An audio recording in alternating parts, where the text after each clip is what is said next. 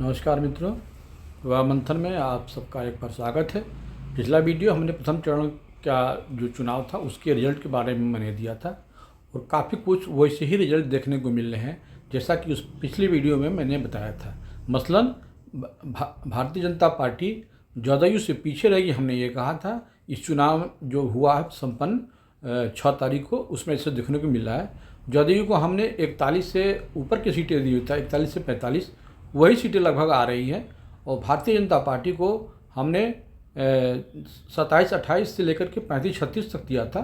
उसी अनुरूप जो है बीजेपी को भी सीटें आ रही हैं। मसलन कि प्रथम चरण में देखा जाए तो जेडीयू जो सबसे ऊपर लीड कर रहा है, सुपर लीड कर रहा है। देखिए हमारा जो ये जो वीडियो था जो प्रथम चरण वाला, उसको करीब 5000 लोगों ने देखा।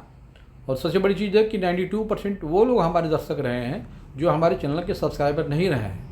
तो उन लोगों को विशेष आभार जो हमारे चैनल तक आए। और मेरा आग्रह है कि अगर आपको चैनल पसंद आता है तो इसको सब्सक्राइब करें, क्योंकि 5000 लोगों ने सब्सक्राइब किया और महज 18 लोगों ने 5000 लोगों ने देखा और महज 18 लोगों ने सब्सक्राइब किया हुआ है। तो कृपया अगर आपको वीडियो अच्छा लगता है और स्पेशली अगर आप बिहार के हैं तो इस शेयर को ज़्यादा से इस वीडियो को ज़्यादा से ज़्यादा आप शेयर करें और बेल आइकन दबाएं, ताकि जब ये चुनाव संपन्न हो जाएगा 11 तारीख को, तो मैं आपको 12 तारीख को पूरा विधिवत कुल जितनी पार्टियां लड़ी हैं सबका मैं वोटिंग परसेंटेज और कितने से कौन चुनाव कहां कहां से जीता, किसे हारा, हम सब विवरण आपके सामने रखूँगा।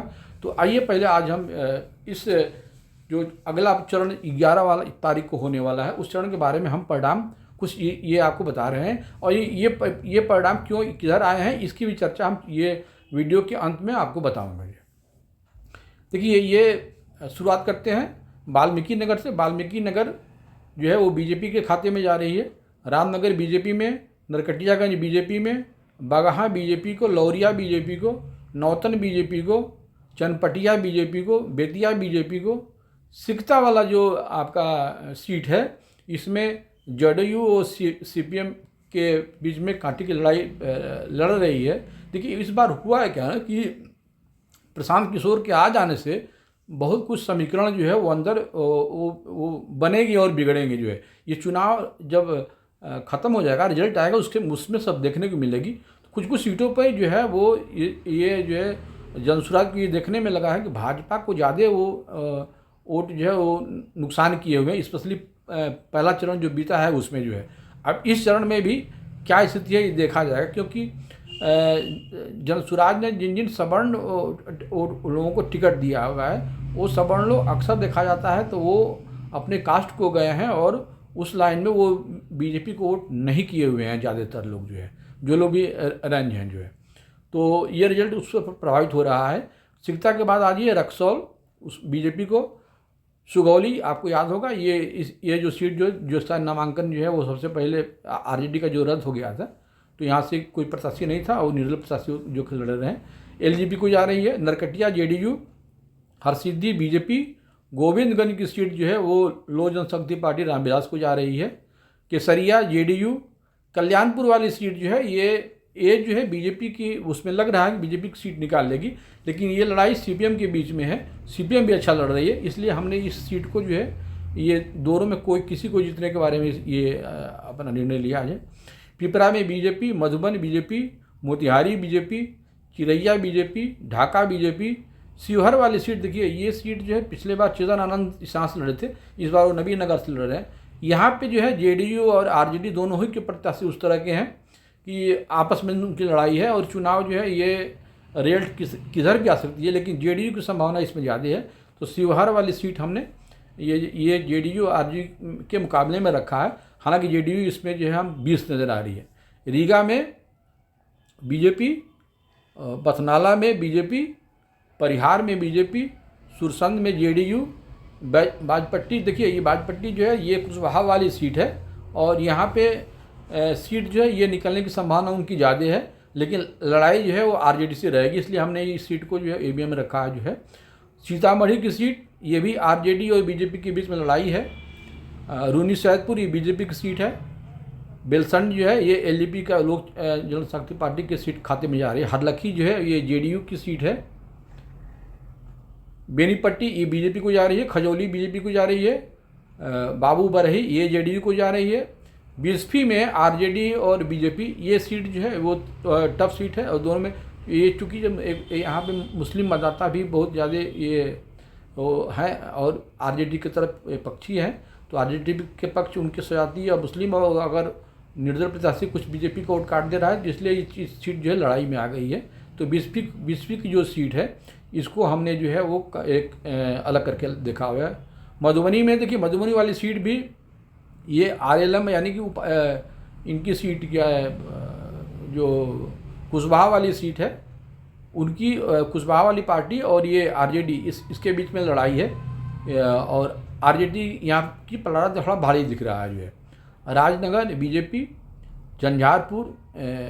झंझारपुर में बीजेपी है, ये बीएसपी जो है लग रहा है कि गलत लिख दिया गया, बीजेपी है। और Phulparas JDU, Laukaha JDU, Nirmali JDU, Pipra JDU.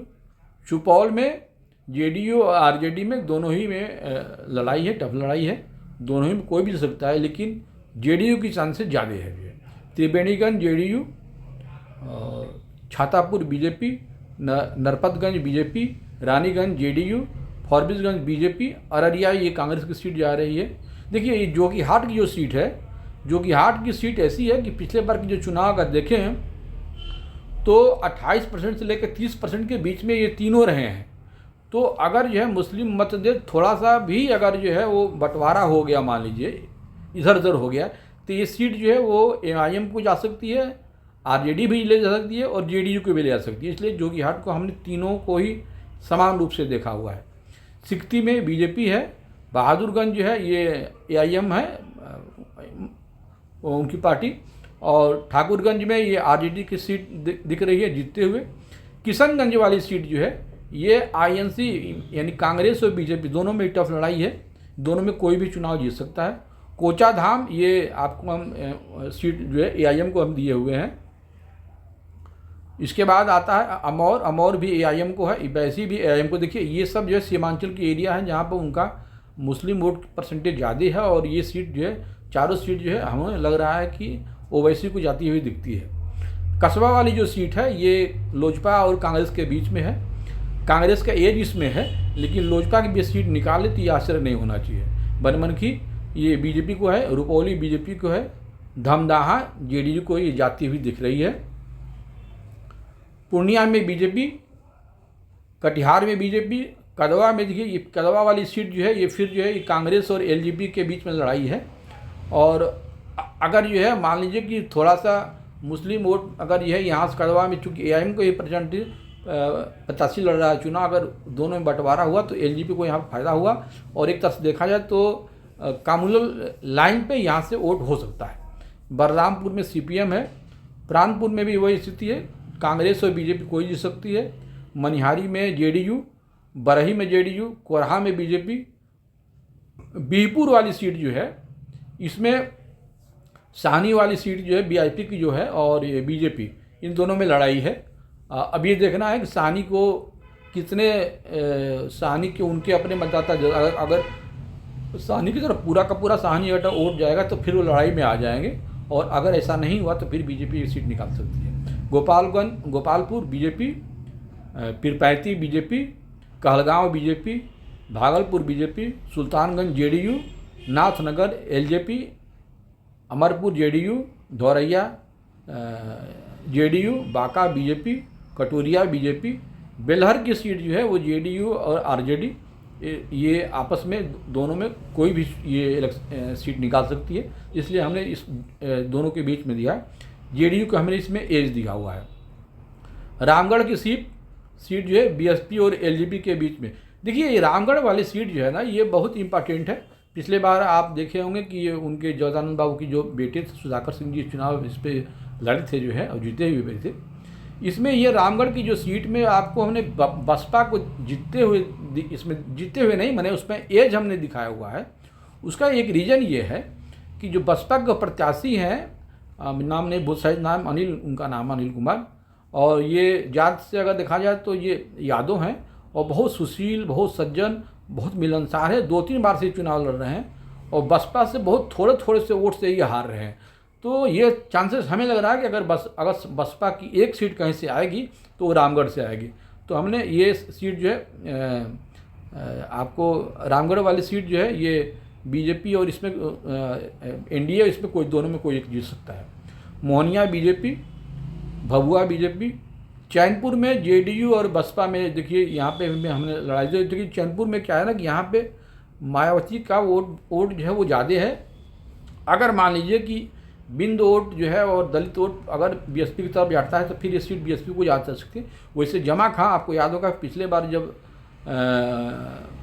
20 वाले में जो है कि एकमात्र कैंडिडेट बीएसपी के यही थे और ये बाद में नीतीश के साथ चले गए थे, वहाँ पे मंत्री भी रहे। और चैनपुर में इस बार हमने देखा हुआ है कि जमा खान के लिए प्रचार करने धनंजय सिंह भी गए थे, उधर विनीत सिंह माफिया भी गए थे। तो इसलिए लगता है कि जो सवर्णों का वोट है पूरी तरह से वो जमा खान के पक्ष में जा रहा है। अब कुछ अपने उनके वोट बैंक ही हैं और जेडीयू को जो वोट बैंक है वो तो वही है। तो हमें लग रहा है कि ये सीट ज़्यादा चांसेस है जमा खान को ये चुनाव जीत जाना चाहिए। लेकिन मैंने ये सीट जो है जेडीयू और बीएसपी दोनों के लिए बराबर बराबर रखा हुआ है। चेनारी में लोक जनशक्ति पार्टी का सीट जो है, और करगहर वाली सासाराम में देखिए, ये सासाराम वाली जो सीट है यहाँ पर थोड़ा सा एक हम बदलाव कर दें। ये सासाराम वाली जो सीट है इस सीट में हालांकि इसमें हम आरएलएम को जगह नहीं दिया हुआ है, लेकिन हमें लगता है कि ये सीट जो है इसमें सासाराम वाली सीट में आप ये चुनाव जो है वो जो इनकी पत्नी लड़ रहे हैं कुशवाहा जी की, ये सीट उनको भी जा सकती है। यहाँ पे अगर देखें अगर आप ध्यान से तो आरजेडी वाली सीट को हम इसमें ऐड कर दे रहे हैं, इसको हम आरएलएम कर दे रहे हैं, ठीक है। क्योंकि ये वहाँ पे चुनाव में जो है वो देखा जाए तो उनकी पत्नी अच्छी लड़ रही हैं और ये चुनाव वहाँ से जीत सकती हैं। उसके बाद से ये करगहर वाली सीट है, करगहर की ये जो सीट है ये इसमें ये रितेश पांडे यहाँ से चुनाव लड़ रहे हैं और जन स्वराज पार्टी से लड़ रहे हैं वो चुनाव।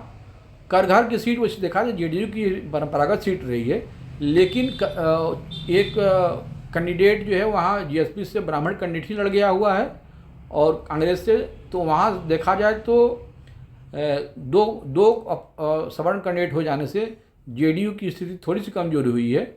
और ये रितेश पांडे का चूँकि एक कलाकार है इसलिए भी उनकी ज़्यादा फैन फॉलोइंग है।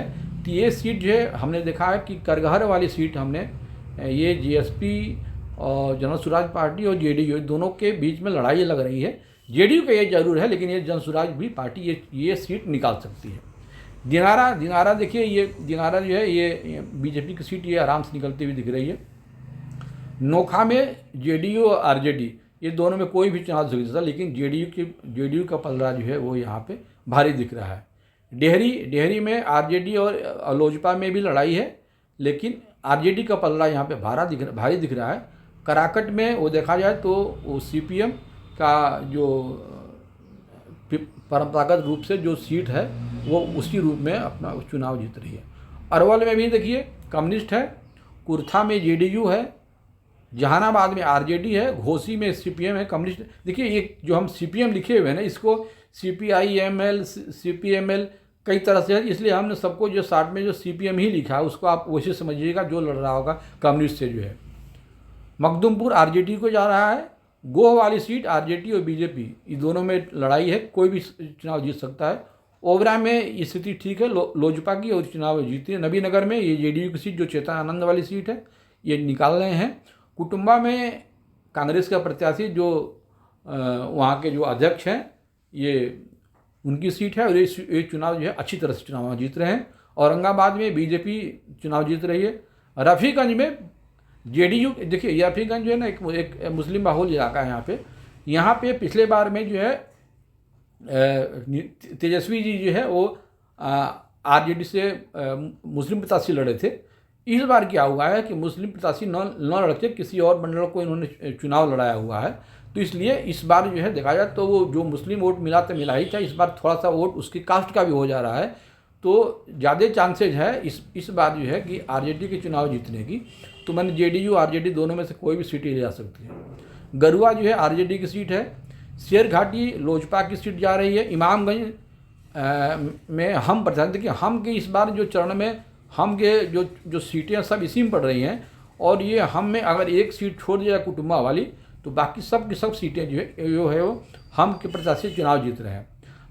बाराचट्टी में ये आपकी कुशवाहा की पार्टी है आरएलएम, बोध गया में लोजपा जीत रही है, गया टाउन में बीजेपी, टिकारी में हम पार्टी, बेलागंज में जेडीयू, अतरी में हम पार्टी, वजीरगंज में बीजेपी चुनाव यहाँ जीत रहे। यहाँ की लड़ाई यहाँ पे आरजेडी से, लेकिन चुनाव यहाँ से निकल जाएगा जो है। रजौली में आरजेडी, हिसुआ में कांग्रेस, नेवादा में बीजेपी, गोविंदपुर जो है वो ये आरजेडी के खाते में जा रही है। वर्सलीगंज में बीजेपी और आरजेडी में एक लड़ाई है, लेकिन ये बीजेपी को यहाँ पे हमने ए दिया हुआ है। सिकंदरा ये फिर सीट जो है हम पार्टी मांझी के पार्टी को जा रही है। जमुई में बीजेपी और झाझा में बीजेपी और चकई में जेडीयू की सीट जा रही है। तो कुल अगर देखा जाए तो 122 का जो चुनाव होने वाला है 11 तारीख को, उसमें बीजेपी को जो सीटें आ रही हैं वो 44 से 53, जेडीयू की 26 से 35, लोजपा की 8 से 11, हम की 5, आरएलएम को 1 से 3, आरजेडी को देखा जाए तो 8 से 18, कम्युनिस्ट को 4 से 6, कांग्रेस की 3 से 6 और वीआईपी और आईएपी की एक सीट आ सकती है और नहीं भी आ सकती है। देखिए ये जो चुनाव था इस बार का जो फेज था ना, इसमें आपको हम बता दें पिछले वाला जो चुनाव था जो हो गया था, अब इस बार के ये चुनाव जो 11 तारीख होगा, जो दूसरा चरण होगा, एक तो ये कि पहले चरण में इतना ज़्यादा जो लोग ये कह रहे हैं कि वोटिंग परसेंटेज ये जो बढ़ गया है ना, ये बढ़ता हुआ आपको जो नज़र आ रहा है, इसको ज़रा समझने वाली बात है। पहली बात यह है कि बोगस वोट जो ज़्यादा होते थे तो उनकी संख्या ज़्यादा होती थी, इसलिए जब उसमें से परसेंटेज निकालते थे वो परसेंटेज कम आता था। बोगस वोट जो है इस बार के हट जाने से इतने वोटिंग परसेंटेज आपको बढ़ती हुई दिख रही है, जबकि इतना जो एक्चुअल में देखा जाए तो परसेंटेज वोटिंग का लगभग जो है वो वहीं के वहीं है। ये आपको ध्यान में रखना चाहिए। इसलिए अब अगला चरण में भी अगर 64-65% अगर आता है तो इसको बहुत अजूबा जो है आपको नहीं माननी चाहिए। दूसरी बात कि पहले चरण में चूँकि ये वो लीड जो है वो एनडीए की लीड हो चुकी है, तो दूसरे चरण में आप देखिएगा तो ये अक्सर ये देखा जाएगा कि जो लोग थोड़ा सा बहुत ऐसे होते हैं, एक तो होते हैं कि जो लोग की पार्टी का वोट है तो कि भाई हमें महागठबंधन को देना है या फिर राज्यों को एनडीए को देना है, वो उनका फिक्स होता है। कुछ ऐसे भी लोग होते हैं जो लोग सोचते हैं कौन जीता हार रहा है। तो जो प्रथम चरण में जो लीड ले लिया है ये एनडीए, तो ये देखा जाएगा कि अगले चरण में जो लोग थोड़ा सा भी जो वो मतदाता जो अपने को किसी पार्टी से संबंध नहीं रखते हैं, यानी कि जिनको हम ये कहें कि जो न्यूट्रल लोग हैं, वो सब के सब लोग अब चूँकि वो एनडीए जो है वो चुनाव जीतती ही नज़र आ रही है, इसलिए उनके तरफ और झुक जाएंगे। और जो सेकंड जो पोल होगा इसमें जो जहाँ कहीं भी थोड़ी सी बीजेपी या जेडीयू कमज़ोर लगेगी वहाँ पे उनको ये इसका फ़ायदा मिलेगा और दूसरे चरण में पहले चरण से अच्छा रिजल्ट आएगा। दूसरी बात ये बता दें कि देखिए इस बार के जो ये द्वितीय जो चरण चल रहा है, पिछले बार जो 75 सीटें जो तेजस्वी जी आरजेडी पार्टी पाई थी, उस 75 में 42 सीट जो है वो प्रथम चरण में वो चुनाव जीती थी। यानी कि इस चरण में वो 33 सीटें जो है वो इस मुकाबले में रह गई। यानी कि पहले चरण से दूसरे चरण जो है उनके लिए ये ज़्यादा कठिन होगा जो है। और ये 33 जो सीटें आई, ये आपका शाहबाद ये रीजन तो रोहतास भोजपुर वाले इलाका था जहाँ की 25-30 सीटें हैं, इसमें से केवल 2 सीट ही जो है भाजपा जीती थी। इस बार की स्थिति में ये आरजेडी के हाथ से फिसल रही, सब सीटें निकल रही हैं, इसलिए आरजेडी का ग्राफ बहुत तेज़ी से इस द्वितीय चरण में गिरेगा और भाजपा का इस द्वितीय चरण में वोट जो है वो बहुत तेज़ी से जो है सीटें जो है वो आगे के निकलेंगी जो है। इसलिए इस जो दूसरा चरण होगा इसमें जो है भाजपा जो है बहुत अच्छा लीड जो है वो करती हुई नज़र आ रही है। तीसरी बात ये भी है कि देखिए कांग्रेस जो है वो कांग्रेस देखिए बहुत ही कमज़ोर हो चुकी है। एक तो उनके जो पार्टी का जानदार पहले से भी कम था जो है, और चूँकि ये लोग बहुत गलती की है जो तेजस्वी को जो शुरू से ही ये लोग बार्गेनिंग करने लगे जो है। ये कांग्रेस देखा जाए तो अपनी भी पैर में कुल्हाड़ी मारी और फिर महागठबंधन को भी ले डूबी। नहीं तो जिस ढंग से एनडीए का गठबंधन सब लोग मिल करके शुरू से ही, चाहे वो सीट शेयरिंग में हो, ऐसा नहीं था कि उसमें जो है बहुत ज़्यादा खटपट नहीं थी। एलजेपी भी उसमें टांग अड़ाई थी और जेडीयू, लेकिन आपस में समझदारी में सब मिलजुल करके अपना काम किए लो और धीरे धीरे कहीं उनका ये परसेप्शन नहीं आया कि उनके आपस में कोई फूट है जो है।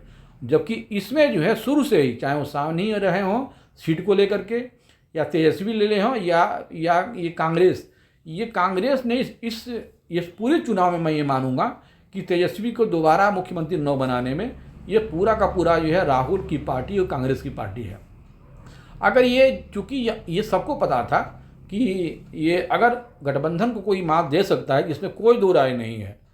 अभी भी वो तेजस्वी ऐसे हैं, आरजेडी ही एक पार्टी बिहार में है जो कभी भी वो एनडीए के खिलाफ में वो आ सकती है, ये सब मालूम है। तो आपको भाई, और आपका कोई जानधार नहीं है, तो कांग्रेस के लोगों को मेरे समझ में नहीं आया कि वो लोग तेजस्वी को मुख्यमंत्री मान लेने में क्या उनका नुकसान हो रहा था। एक बार मुख्यमंत्री मान लिए होते, सीटों का तालमेल बढ़िया से, हमें लगता है कि अगर मुख्यमंत्री का पद अगर ये शुरू से ही ये लोग मान लिए होते तो तेजस्वी इतने कठोर नहीं होते। वो भी 2-4 सीट और भी इन लोगों को दे सकते थे, लेकिन इन लोगों का रवैया ऐसे हुआ कि तेजस्वी भी नाराज हो गए और फिर जो है वो सीटों को लेकर के तालमेल न बनना, कई प्रत्याशियों पे जो है वो साहनी के उतर जाना, और बाद में जो साहनी जी ने जो वीडियो पा करके जो रोए, इसका बड़ा गलत असर गया हुआ है।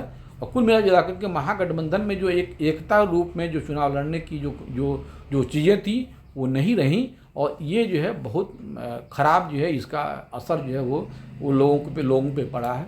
और ये बात सही है कि महिलाओं के लिए जो करीब 1 करोड़ से ऊपर महिलाएं जिनको 10,000 के अकाउंट में गया हुआ है, उसमें मैं मान लूँ कि अगर जो है वो 30% न लें, लेकिन फिर भी 60 से 70% तो ऐसी महिलाएं जिनके परिवार होंगे ही जो इस जेडीयू के पक्ष में होगी। तो निश्चित रूप से देखा जाए तो जेडीयू का पलड़ा जो है इस चुनाव में पूरे प्रदेश में अगर देखिए तो जिस ढंग से नीतीश को पहले लोग समझते थे, नीतीश जो सबका बॉस होकर निकले हुए हैं और उनके वोट भी ज़्यादा पड़े हुए हैं। जो चुनाव के जब रिजल्ट आएंगे तो आप देखिएगा कि जेडीयू और बीजेपी के जो सीट में अंतर जो है वो 10-12 सीटों से ज़्यादा का अंतर नहीं होगा। तो लिहाज से देखा जाए तो बिना जेडीयू के कोई सरकार नहीं बनने वाली है। और नीतीश जो जैसे चाहेंगे वैसे इसको फिर से सरकार को चलाएंगे, और फिर भाजपा को जो है अब नीतीश के साथ ही रहना है, ये उनकी ये मजबूरी बन गई है। यानी कि चाबी जो है अभी भी देखा जाए तो नीतीश के ही पास है, वो जेडीयू हो, भाजपा हो या सरकार चलाने वाली बात हो। तो सबसे आगे जो है वो नीतीश कुमार निकले हुए हैं, रणनीति में भी और सीटों के मामले में भी। आगे की वही स्थिति रहेगी। अब देखिए चुनाव परिणाम आने दीजिए, हम लोग एक बार फिर चुनाव परिणाम जब आएगा तो और इसके बारे में बातें करेंगे। लेकिन ये कुल जो 11 को जो परिणाम आएंगे, मैं 11 तारीख के सुबह ही क्या वोटिंग परसेंटेज रहेंगे उसके साथ हम आपको एक वीडियो और डाल देंगे। तो अगले वीडियो आने तक के लिए हमें इजाज़त दीजिए, और एक आपसे विनती है कि हमारे चैनल को सब्सक्राइब और शेयर कीजिए। शेयर ज़्यादा करेंगे ताकि जो अगर आप बिहार से हैं संबंधित, तो बिहार के लोगों से और भी मेरा आग्रह है कि हमारे चैनल को जो है सब्सक्राइब कीजिए, शेयर आइकन और बेल आइकन दबाइए। अगले वीडियो आने तक के लिए हमें इजाज़त दीजिए। नमस्कार।